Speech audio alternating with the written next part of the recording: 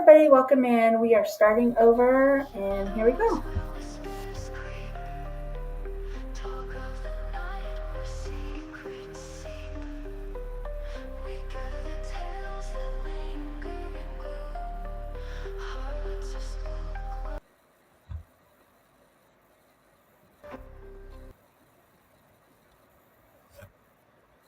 Okay.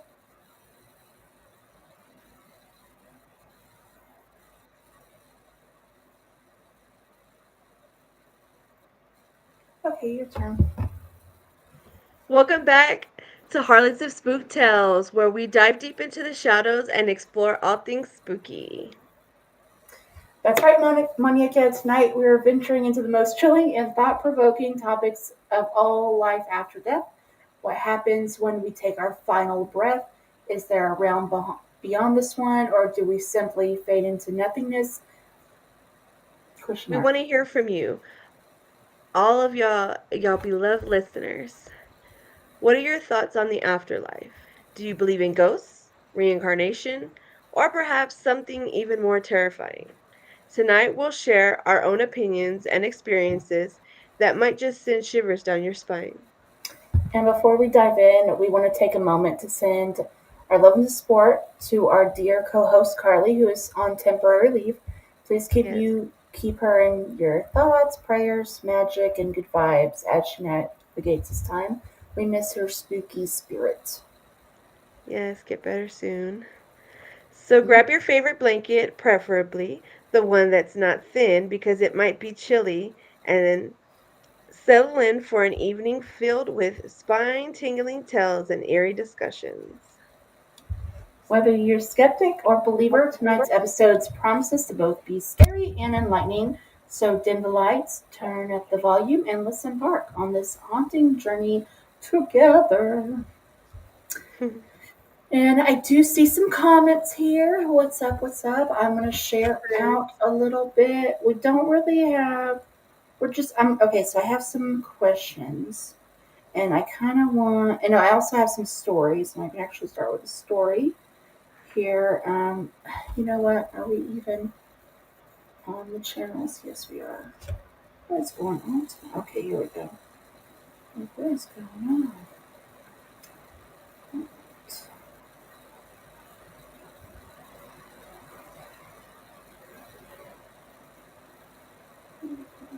Okay, so I'm going to start with a ghost story just to kind of get us going. I'm sure at the same time. Um,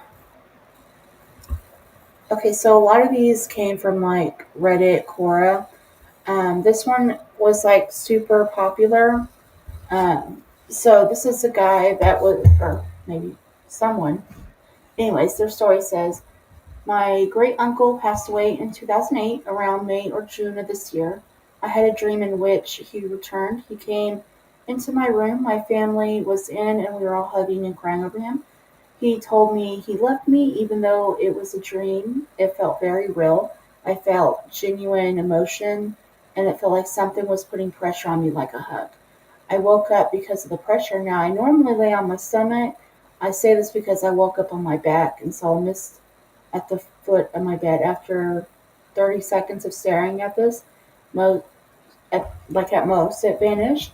I then realized I had been actually crying while sleeping, as my cheeks were stained with tears, and there were tears on my pillow. I wholeheartedly believe he was visiting me. I mentioned this stuff about laying on my back because I usually lay on my stomach, and when I wake up, I'm facing the wall next to my bed. I feel like he wanted it to know that it wasn't a dream, and he had really come to see me that night.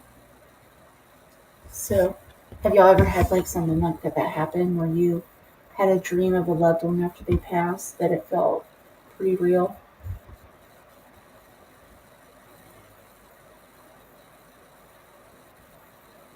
I can say as as your co-host, I definitely had that dream with my dad when he passed away, and I thought that was so crazy that you read that story.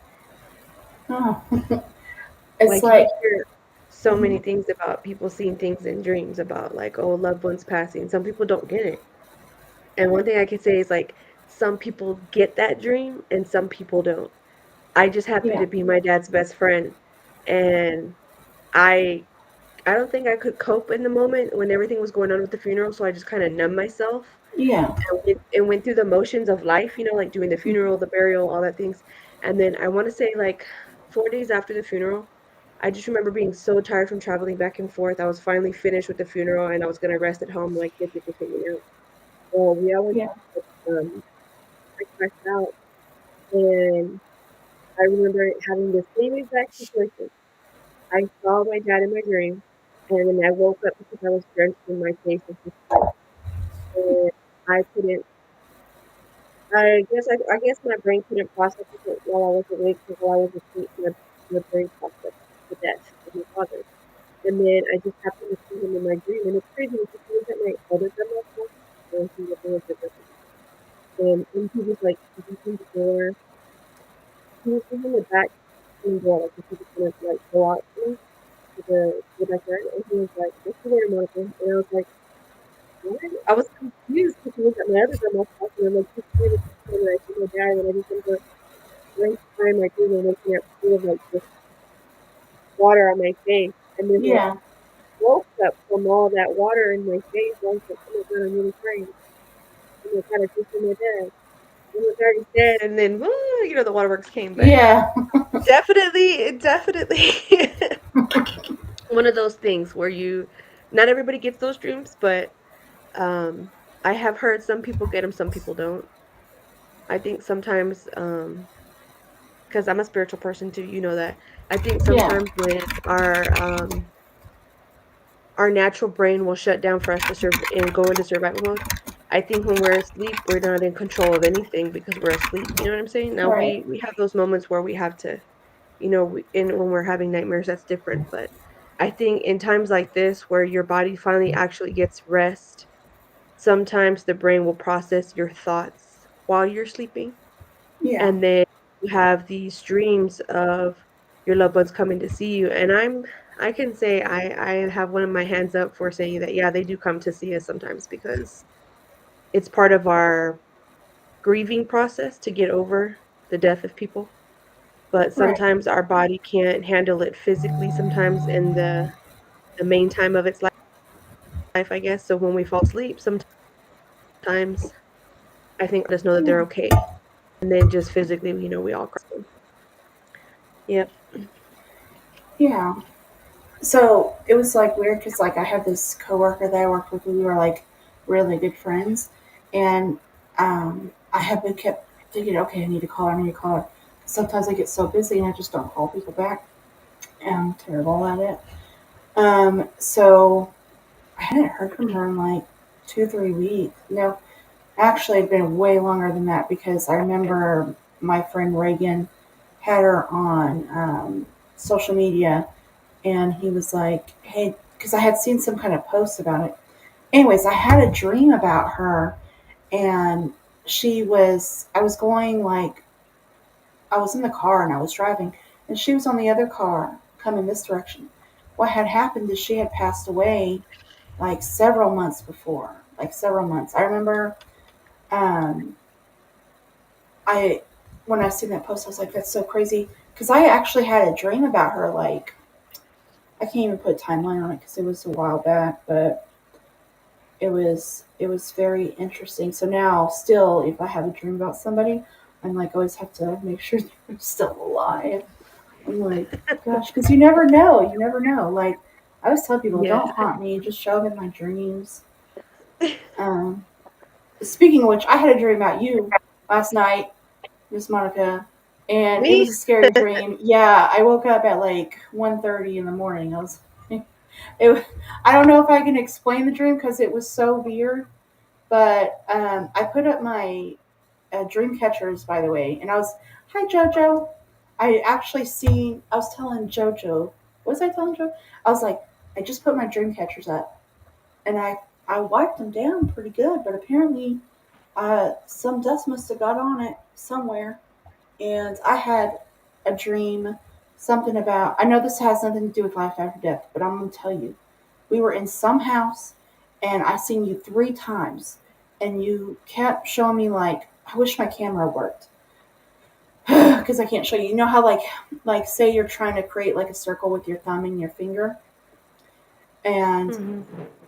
so in the dream you kept saying like you would start off with like a little circle, and you were like, and this it was this big, and then you were like it was this big, and it just kept getting bigger each time, and I couldn't tell if it felt like there was an alien invasion. I'm gonna be honest with Mm-hmm. you. So there was aliens in the back of my head in that dream, and I woke up terrified because it was so quiet. I had no background sound at all, and I was like dead time, and I'm like, oh no. Oh yeah, gotta love those when you wake up at dead time. Yeah, I hate that. And then like I wake up at the crack of dawn since I moved. But and okay, so now I'm going down a rabbit hole. But speaking of ghosts, I was like, I moved when I moved here that one night. You know, it was like 2 a.m. I seen something in my kitchen. And I was like, not today. I don't want to. No, get out. Get out. Not today. I'm not in the mood. Goodbye. Adios. I rebuke you. Out. Get out. Get out. You know? I was like, not in the mood. Um, but yeah, it's crazy. So normally, like, okay, so I have some theories about like like what happens when you pass away. Okay. Um, I didn't write it down. I should have wrote it down because okay. So basically, my theory is you pass away, someone's always there with you, right? Like someone Mm-hmm. comes and kind of guides you through the clouds, holds your hand, whatever, and you see you go into what's they would call like a waiting room, right? A waiting area, and Mm-hmm. that's where you see your whole life flash before your eyes. And time doesn't exist, so it could be like what may feel like a week, you know. Mm-hmm. Um, but you never know. I don't know. We don't know because you're not time. Anyways, so you're in there, and then that's when you decide like what was your whole purpose in life, and you visit your funeral, and that's why I was like the thing with funerals. I'm always looking around, like I'm like, do I see something here? Is there any indication that they're watching? You know, and Yeah, yeah. I'm like, it's been a hit or miss, you know. Like sometimes I thought once I'd seen a hand, and then I've seen like a whole solid body, but then I've gone and not seen anything. So it's so weird. But that's my theory. And so once they go to the funeral and they visit the dreams and they see their life and all that and determine what it was the purpose, then they, you know, you cross over. And that at that point, that's usually when you would, if you do the readings and stuff. Usually, like if I was doing a reading, I would wait till at least 3 months after they pass. That way, they have that time to kind of Transition. right, exactly. Okay. Well, I think my perspective has definitely changed since I was a kid.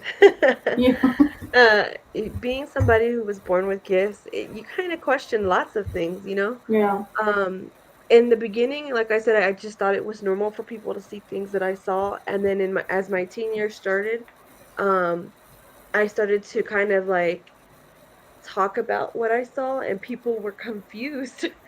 And the confusion on their face made me more confused. So then I kind of started to realize that I was gifted and it wasn't something that was just normal in the world to have these gifts. right. I definitely was scared first. And during that time of learning, like, um, what alive people look like as opposed to what the dead looks like, Mm, when in those years in my late teen years when I'm trying to figure out who's what and who's who and who can see who and who can't see who and who yeah, only I can see, you know?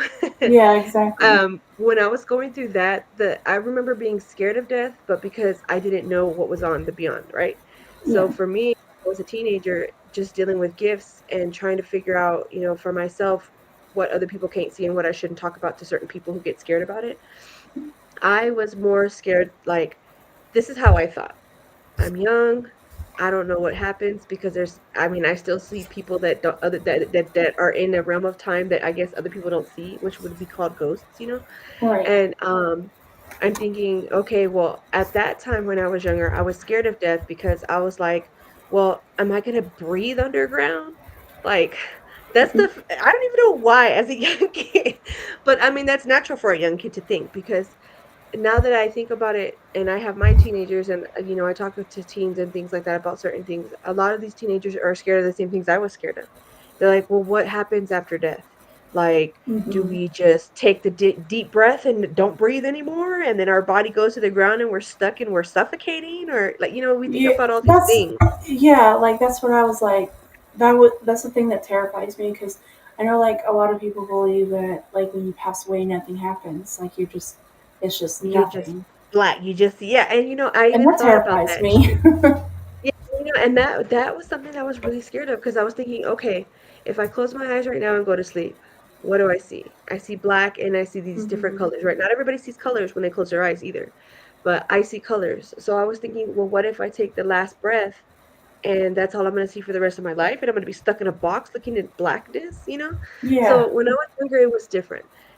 Then I started to get into religion and reading the Bible and reading what everybody else believed in their own religion and what read the reincarnation here, the you going back to your father, going to the holy places, and I kind of just read it all just to get information. Right. The more I read the Bible, the more I started to have more comfort understanding that I don't have to be scared of death because we live to eventually give our body back to the earth. And then the older I got, the more I started to get back into my roots of being Indian, as far as like indigenous, and how they understand the circle of life. Once your life and your body is given up on this land, you give it back to the earth. And that for me, I think gave me a little bit more comfort too, because I was like, well, if my body is supposed to power the trees and power the universe, like why would I want to be in a box? Like for Yeah. me, my brain can never consist of me thinking I'm going to be in a box for the rest of my years of eternity. Like I want to feed the grass. I want to feed my body back to the earth if that's where we came from. Like the circle of life that happens when you're an Indian and you're one with the earth, or you're just an earthy person. You understand that your body belongs back to the ground in the circle of life of energy. You know what I'm saying? That I'm perfectly fine with. Plant me next to a tree and let me give you guys energy, photosynthesis, whatever. But I could never grasp um, just being in a box and looking at blackness. That's what I used to think death was. Yeah. And Right. then like with having gifts, knowing that I have seen ghosts and I have seen these things, and not everybody does see them. So there's a lot of skeptics out there. It's kind of hard to tell a skeptic what you see when you have gifts if they've never seen it, because they don't believe it because they don't see it. So Right. for me, life after death is kind of, I have the same kind of concept in the sense where like once you die, your spirit leaves the body. So one of your loved ones is there waiting for you. And sometimes it's a big family. Like I've been in a Oh, hospital where somebody died in the ER, and I seen like a group of people standing out there just waiting for them. So like I know for sure that if not one person that loves you, plenty of people may be there waiting for you in the afterlife when your spirit leaves the body, right? And then I know that there's a time where if you died a very tragic death where there's unfinished business that needs to be taken care of, like you were murdered or something like that, sometimes that's why these other spirits roam, because they're trying to get themselves to cross over, but there's unfinished business that needs to be taken care of. right. For me, my from what I've seen and what I've experienced is that once the spirit leaves the body, um, it's like it's a body, it's a vessel. Right. So you do with what you want with your body. Your spirit meets your maker. I think in the dying process, right before you take your last, like, because the brain works so many minutes after death. I think that's the time where you see all that stuff going, as far as like, when they say like, oh, my life flashed before my eyes. Like from what my understanding is like once the time of death has been called, your brain is still working, and that's when you're going through all the thoughts of all the your your life, like all Yeah. your life flashing, your kids, all those things. And then you, like I said, I think it's, for me, I think it's like you go into this, I guess, like you would say, like a waiting room, like an area where um you find what the purpose was of your life and all those things. And from what I think, and you think we're kind of similar in that area, but then once we Yeah. get up there, for me, I think from what I've heard and seen and kind of just gathered up from all my information and things that I've been through, is that once you meet the maker, you get to pick on whether or not you go back. So once you have your Yes. your life flash before your eyes, you figure out what it was. You, like you said, you go into this space of time that doesn't exist because time doesn't exist there, and you get to make a choice. Did you like your life and you're ready to stay in the spiritual realm of spirit, or do you want to take another dive on earth again? And in that sense, Yes.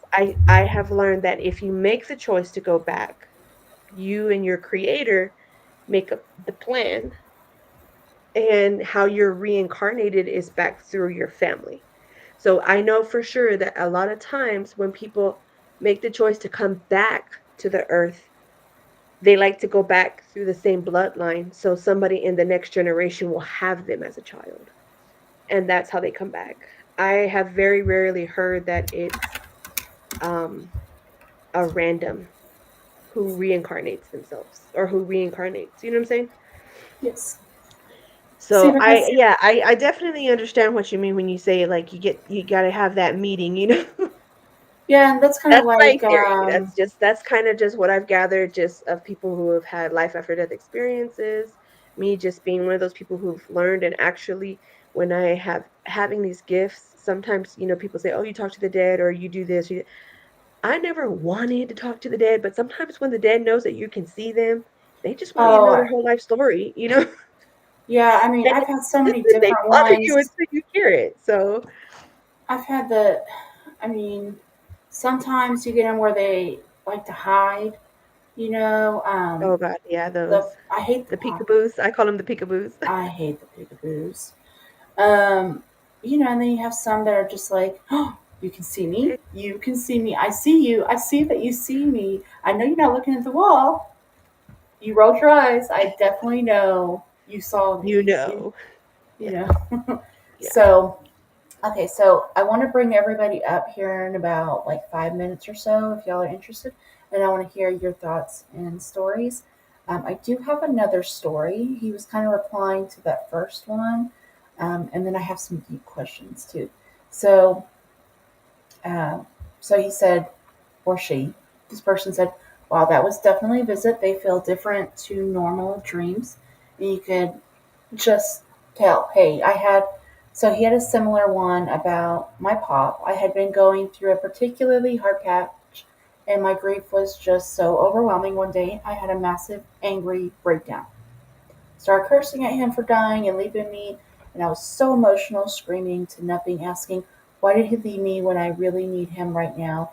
And how could he leave me when I need him the most? And I think we've all been here, to be honest with you.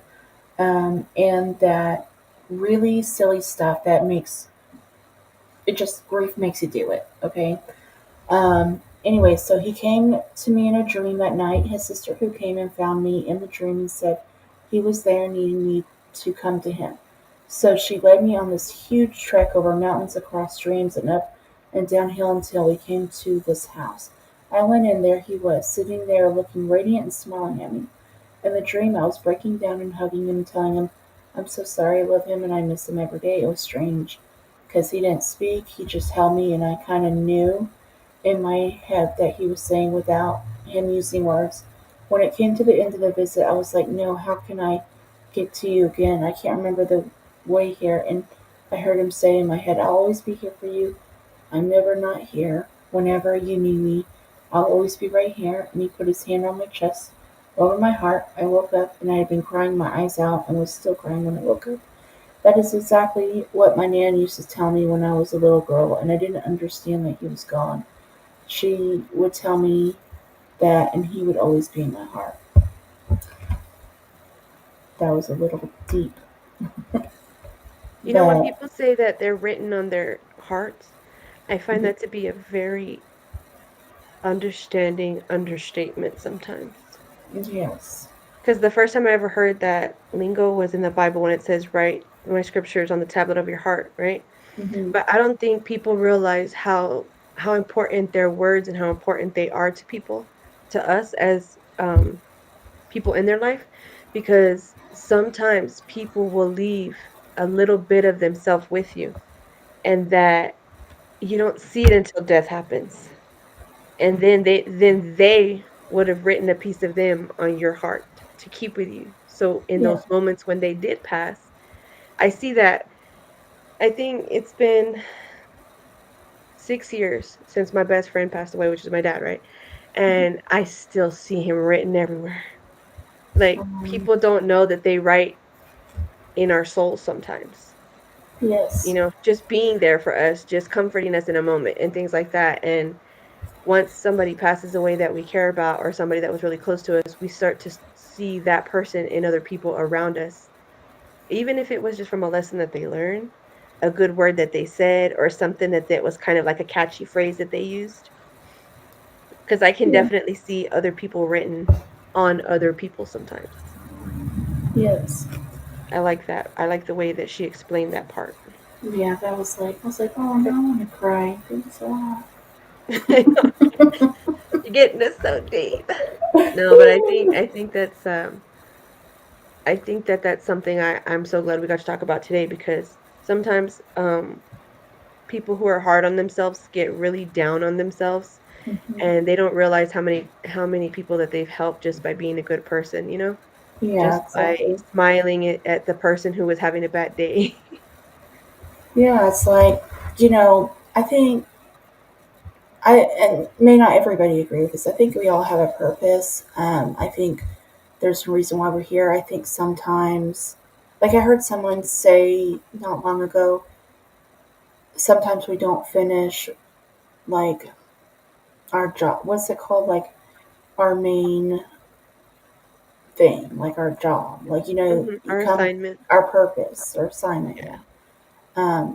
And I would kind of like, I could see that, but I think we all have purpose, and I think even if it's just for a moment, even if you live your life just to have this one moment and you're in the right place at the right time, and it's really about those small little like moments where you're feeling like vulnerable. Like, okay, this is gonna sound weird, but um, sometimes I'll be having these really special moments, like especially with my kids or my close friends or my family, and we'll just have these really good like moments or heart to Yeah, hearts. moment. And I think in my head, oh my gosh, when I die, like I'm gonna see this moment flash before my eyes. Yeah. I know And that sounds kind of crazy, but like I have those thoughts too. Where you're like, yes, when I die, I'm gonna remember this. yes. It's I'm so like glad I'm not the only one who has those. it's so weird because as soon as like whoever said that, it has really resonated with me my entire life since then. I see you, Summer. Hello. If y'all want to come up and share your stories, just put in a comment and I'll email you over the link. Um, I'm not going to make anybody come up, but you're welcome to. I definitely want to see your opinions. Or if you want to type it out, type it out. Um, so I know everybody believes in different things. Mhm. Carly has a lot to say on this. She's like, let me tell you, like, I died one day. So, Yeah, um, there have been people who've had that near death experience, or who have died, who have that extra explanation of something. yes. I met somebody who said that they died for 3 minutes flat, from an accident, and that they're even more scared of death now because all they saw was darkness. But coming from a spiritual background, sometimes when you're not living the right life or the right style of life for your assignment, Yeah. sometimes let me see, your higher team will give you Hmm. a wake up call. And I think that she may have got that confused with her real death, because she said that she saw nothing but pure blackness and she was so scared and she never wanted to feel that again. And I told her, I kind of sat her down as a friend and was like, hey, look, I'm just going to tell you, sometimes our team will allow something to happen to us so that we can wake up because we're living the wrong lifestyle. I Yeah. told her, and then I'm not one to judge because I'm no judgment for nobody, but Yeah. we know what she was doing. So I think that scared her straight, I guess you could say it, because she was so scared. She was like, she dove into religion and trying to figure out like what really happens, because what was 3 minutes in the world of her time being called of death, like 3 minutes later, her heart just started beating. So I think in those 3 minutes, I think that it may have felt like a lifetime to her, an eternity of blackness, and I think it Yeah. scared her. It definitely scared her not to do the things that she used to do anymore, for sure. But then she started searching for answers because she thought death was just like this great black hole. Yeah. And I think that it was just one of those things that kind of put her on track to find out that death really isn't something you need to fear, but sometimes things will happen to help you wake up your your life again. Yeah. And I knew. I think sometimes like I kind of wondered if it was like a religion thing because I really love those like life after death like videos where they tell you what happened as long as they're like actual truth. And Yeah, yeah, you've yeah, had for sure. people being reincarnated, you have people remember being reincarnated, you have people seeing heaven, you see people having hell, you see all these different stories. And I have heard stories several times where they said it was nothing, and it was either a positive experience of seeing nothing or negative experience. You either feel at peace or you don't, you know? Yeah, And so I kind of wonder if it's like we'll never really know till we're there. Um, yeah. and then I'm going to haunt you. No, I'm just kidding. I And do I'll be, enjoy those stories though, like the people who yeah, have experienced what we haven't. You know what I mean? yes. Like, I've definitely experienced plenty of people walking around showing their death. I have definitely experienced people telling me about what happened to them, Mm-hmm. things like that. But I met a biker. I could say I have one that I know that I met a biker. I knew him for years, and he was always just, skulls and skeletons and, Mm-hmm. in the biker life. And then um, something tragic happened to that person, and he got very sick in the hospital again. And I just happened to be one of the pastors who was his friend, who went to go pray for him because they were saying the family was saying that um, he was stuck in this trance, is what they said, that they explained it to me, that he was talking, but he looked like he was asleep, but he was talking to people, but he was speaking of demons and angels, and they didn't know what was going on, so they called me. And I'm thinking I'm just going to visit my friend who's sick. He's a biker. He's didn't really eat that healthy, things like that. So I thought it was having to do with his health. So I just went to go see him. And like I said, he was a biker, so his lifestyle was a little different. But I understood when I got there why they called me as his friend, not just as his friend to see him as sick, but because I knew spiritual realms and times like that. He Yeah. literally was asleep with his eyes closed, but he was talking about demons and how he didn't want to be where he was at, and that we need to make sure that we are reaching out for God. And this man never Yeah. talked about God, never talked about heaven or hell. He was just like, bury me when I die. Make sure you got my my cut with me. He was never one to talk about things that he was talking about at that time. So I'm at the hospital visiting my friend, and all of a sudden, like, I see why the family called me. He's talking about how scared he is because what he's seeing is just unfathomable. And then he starts saying, I don't know how to get out of here. I don't know how to get out of here. He's lost. So as this one spiritual person, Mary, I'm sure I know you know what I'm saying when I say this. I started to just ask, my higher self and God, like, what do I do to help this person, because they called me for a reason. And sometimes when you're gifted like me, you'll be able to see the vision of where he's at. And I did. And he definitely took a trip down to hell. He was in hell. And what he was explaining, he was literally like with his eyes closed and talking to me like if he was just awake, but he wasn't awake. He was asleep in that realm. He was stuck in hell. He didn't know how to get out. And so he was asking for me from the family. The family sent me, and I went, and it was just me and him in that room. And he was asking me, how do I get out of here? I don't know how to get out of here. And I'm like, well, what are you seeing? And the things that he explained is exactly what I saw in my vision when I was asking God to show me. those were the most ugliest, horrific things I've ever seen in my life. Mm-hmm. Like it's one of those things where, like, you know how you have those ghost hunters who are like, that's the worst case ever. That was Yeah. probably one of my worst experiences ever, because when you grow up and you see dead ghosts and you see these things and all these people who have tragic deaths, it's one thing. But when you have to step into a realm of time with somebody and see what they see and then know that you're in hell, like, that shit's scary. Like, to this day, I still get pale when I think about it. But I remember him saying he didn't know how to get out. He didn't know how to get out. And at that time, I only knew religion. So I was like, okay, well, I'm going to pray for you. And then you Right. have to make a choice. You got to make a choice now. Like, this is it. I didn't know. They were saying he was having heart failure, and that's when the doctor was saying the medications were keeping him up and awake. And then the doctors had their scientific ways You're of why right. he was half asleep. And then I kind of had the other spiritual sense of it. Yeah. So here I am, like, scared, and I'm young at this time too. So I'm still kind of getting Oh into no. meeting people in certain times like this. And I'm like, okay, well, you're at a point where you're gonna have to make a choice. And I remember I always do this when people are stuck like this in these trances. I'm like, can you hear my voice? And they say, yeah. And I make sure, okay, who are you talking to? So that I know that they know that they're talking to me, so that they can understand what I'm gonna say. And he says, yeah, I know it's you, Monica. I know it's you. You're here for a reason. I'm like, okay. So I tell him, okay, do you like where you're at? Hell no, I don't like where I'm at. I don't want to be here. I don't know how to get out of here. And all I see is I don't know. I just see darkness. I see death. I see what he was seeing. He wasn't explaining, because Lord knows I saw it. And so I said, okay. I said, the only way out is the only way you know. And he's like, I don't believe in all that stuff. I don't know. I don't know. And now I'm scared. I don't know where I'm at. And I don't want to be here for an eternity. And he kept using the word eternity, like he felt stuck for an eternity and he couldn't get out. And like you said, there's no time there. So maybe he felt that long of a period of time and he didn't know if he could Yeah. get out.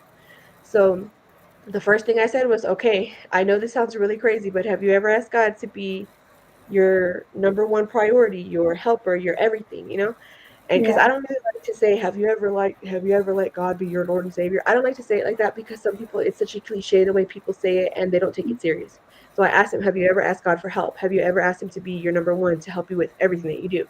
And Yeah. he's like, I never was much for religion. My parents didn't teach me nothing, these things, but I don't want to be here. I don't want to be here. I don't want to be here.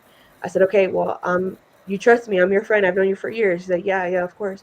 I said, okay, this is the time where you're going to have to ask God for help. You're going to have to look up this time. He was like, I'm so scared. I'm so scared. I'm so scared. I can see somebody's hand. I just can't see whose it is. I remember him telling me that. I can see somebody's hand Oh reaching my for god, me, I but got I don't know whose chills. hand it is. Yeah, and I was like, oh my god, this is like the best. And for me, I'm like, yes.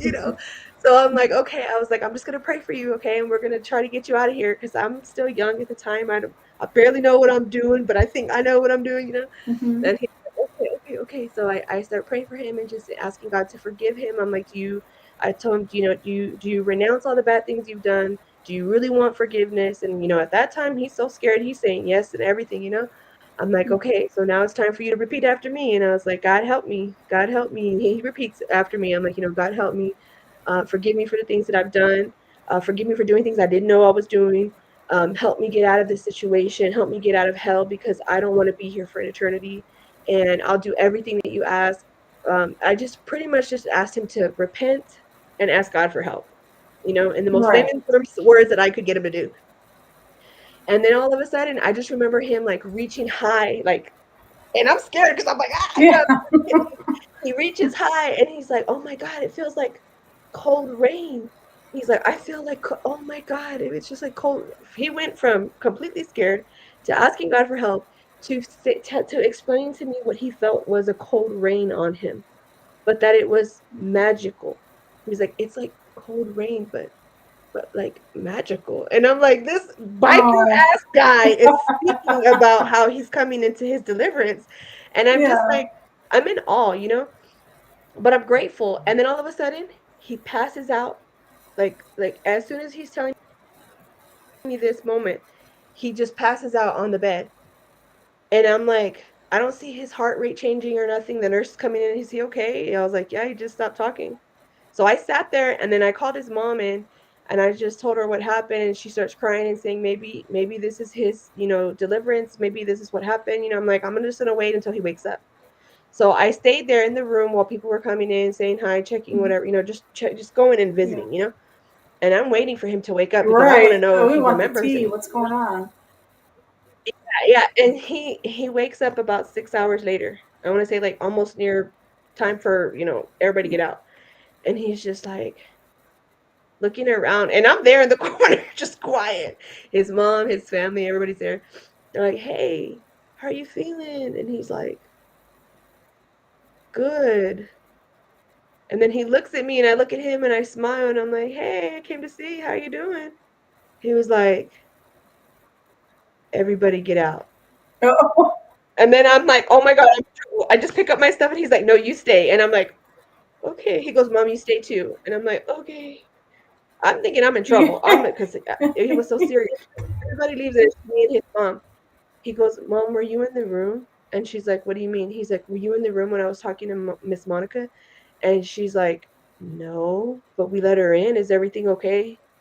He said, "Yeah. I saw her in my dream. I had a dream about her. Oh, I was stuck." He's like, "I was stuck and she helped me get out." He said, and he starts crying, like weeping. And I mean, I've seen men cry, but when you see a biker man weep, that's yeah. different, it hits Yeah. different. And he's weeping and he's like, he's crying. He can't even tell his mom what he's trying to say. And he's like, she helped me. I'm not going to be stuck in hell for eternity anymore. And I'm just like, I just want to cry because I'm just so surprised. And I'm Yeah. just like, I don't know what to say to his mom because how do I explain what just happened? And he just wept like a child weeping to his mother. She hugs him, Yeah. he cries, and I'm just sitting here like, okay, so it worked. It worked. Okay, Mhm. it happened. It was real. Yeah. And he goes, "Can you, give me a minute with her?" And he's like, "I don't know what you did. I don't know who trained you, and I don't even know where you came from sometimes." He's like, "But I'm grateful that you were my friend." He was like, "Because I know I was in hell. I know. I don't ever want to go back. I'm never wearing skulls again. I'm never wearing this. I'm changing the color of my bike. All kinds." He starts telling me about all the things he's going to change. And then he Oh, turned in his bike for a different color because it had lots of dead skulls and just you're death right. around it. So he did. He changed his bike. He still rode, but he changed the bike. Um, he was very calm and quiet and collected now. And he told his friends, his closest friends, like, you don't ever want to go to hell. Don't talk about death like you don't know it. Because a lot of times in the biker realm of people, they talk Yeah. about death like it's like this glorified death that you're going to have.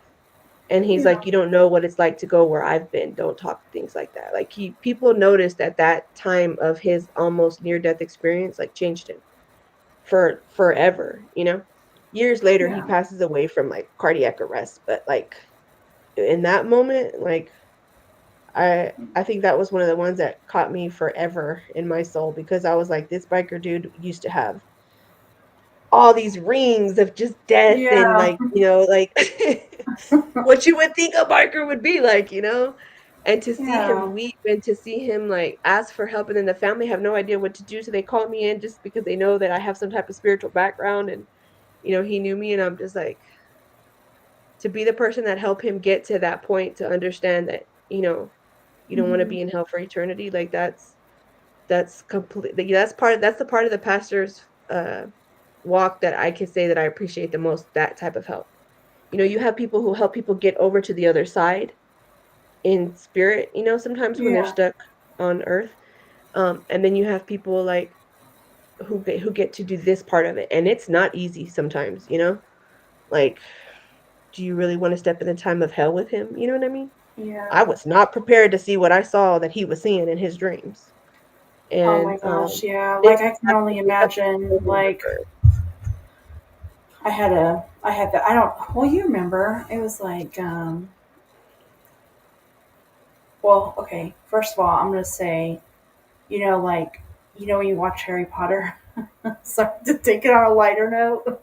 No, no, it's okay. um, it's like, how do they come up with some of the stuff that you see unless they've seen it before? And I truly like believe that. But anyway, Yeah. so it didn't look like that. And I don't talk about this because it was so. I told you about it. I told you about it, and it was when I lived in Cleveland, Texas. That Mhm. apartment up top. I don't know if you remember. I was married to Shithead, and I can't remember if he was out of town to Austin. I think he was. I think it was just me And then you remember half of the building, well, at least my top half, like, I don't, okay, let me see, let me visualize this to see if you remember. It was that top apartment, and we were friends with that one girl in that one place. I know. And on the top of the apartment, you could literally see things in the windows. Like you could see it, and I was praying so Yeah. hard every day, and I was just making myself so crazy. And then the light went off in half the apartment, so I called the landlord. They brought somebody out. They're like, "Oh, nothing's wrong." They just turned it back on, but then happened again. So I called them again, and then they were like, "Well, it's a good thing you called because the thing was about to catch fire."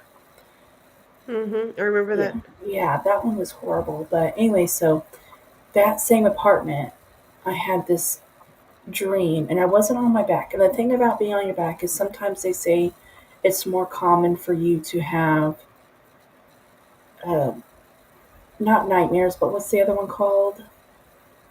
Dream where you can't move. Like out of body experiences Yeah, yeah. on your back. I don't think it's a mental illness half the time. Like, I don't think sometimes so either. I I think don't, some people actually travel because they know how. I don't know if I travel, but I do know that a lot of that shit's real. You know, I don't sleep on my back at all. I've never slept on my back. If I sleep on my back, it's because I'm in the hospital and they made me. But other than that, I will not sleep on my back. don't worry. I'm If just you're ever in the uncomfortable, like hospital, spiritually. I'll come over there and turn you on your side. Yeah, really, right?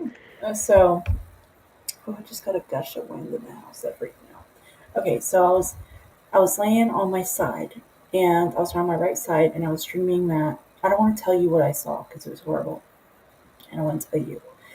But felt something on my left shoulder, and I was like, and it was like on me, and I was like, at this point, I had finally learned how to rebuke in my dreams, which is thank you, Monica, because that has saved my ass so many times. And it was just, it wouldn't go away. And I'm like, I rebuke you, I rebuke you, I rebuke you. And I went to go push it off my shoulder, and I felt it. And it was like rubber on bone, but not rubber. It was like skin on bone. Nothing in between. It was I see Yeah. I can see you on the side. So when I'm Yeah. talking to you, I'm talking to you. So I wish I had my camera on. But it was like it was so traumatic, and I was like, I never want to deal with that ever again. And I remember I called you, and I think you were probably the first person I called, and I was like, oh my god, you never will leave my so, and then Yeah, like those things that look like I call them skin bags. I know that's really weird, but like bone, it's like bone and skin. It's just like it's like that's it. That's all it gray. is. Yeah, Yeah, and very it was, ugly. and I don't know, I didn't, probably best I didn't see nothing but the top. Okay, so, Yeah. but I remember like the day after, or the day that night, or it was probably the next day, they told me like, hey, if we didn't come out here the second time, your whole apartment would have been on fire. So I was like, wow. But that place was horrible. So I know this got really deep really quick. So I was No, I like, think it's good. I think it's good for our listeners to know that there is definitely other things on what sometimes they are. You know. yeah. Sometimes I feel like we need these like deep conversations. We need to like just like people as a whole. We get so wrapped up in like the go go go. We need that. Sometimes we just miss that connection. You know what I mean? Like just a good Yeah. old, not just like a tea time. You know, but like, see, when I die, I'm gonna remember this moment. I'm just I can kidding. say I'm definitely not scared of death anymore, but I think I have a better understanding now that I'm older and have been able to process many different ways of seeing death. Yeah. Because back in the day, you used to have the mummies when they were mummified, and when somebody's husband died, you had to go too as a wife. Yes. That one would have made me really mad. Yes. Exactly. Um. Sometimes, there's different rituals. Some people in the bayou like to be put on fire in the bayou. Mhm. Some people have religious beliefs where they need to be put back into the ground. I don't know how it ended up becoming in a box, but I could never be put in the ground in a box. Like it's like I would feel Right. I would feel like that would be what I wanted, you know? So right, and so that's kind of what I put on my will, like that I want it to be not put in the ground, but I want it be like in a box, but with the dirt, and you're gonna just kind of your body will go into the dirt, and then you'll be Yeah, fertilizer. But I yeah, also there was a new one because at first I really wanted to be a tree, and I would still like to be a tree, but like a big tree. yeah, yeah. Um, but Like then a I mother seen willow. yeah, but then I seen that one, so I put that in my uh, will that like when I die, that's what I wanna. I don't want to be burned. I just want to go. My body go naturally, not to science, just with back to Mother Earth where I came. But yeah, so we are coming on to 50 minutes, and I really appreciate everybody coming in. Um, and you know, they always say like when things start off rough, they end up really good, and I think this is what happened. No, I think we did good. I think our interaction was well, and I'm so grateful that everybody came in, chimed in with us. Yeah. All right, guys. Well, we're gonna cut it off here because other than that, because otherwise I was gonna pull out another ghost story, and yeah, And we'll keep going forever. yes, We we'll got go down plenty the of those rabbit guys. hole. So I hope everybody We'll leave has it a on a good good night. note. Yes, stay safe. Try not to get in trouble, and always, you are always welcome to share your stories. And if you want to email them in, and we can just put you anonymous on there if you'd like. And we love y'all. Stay safe. Good night. Love, peace, and happiness, guys. Bye.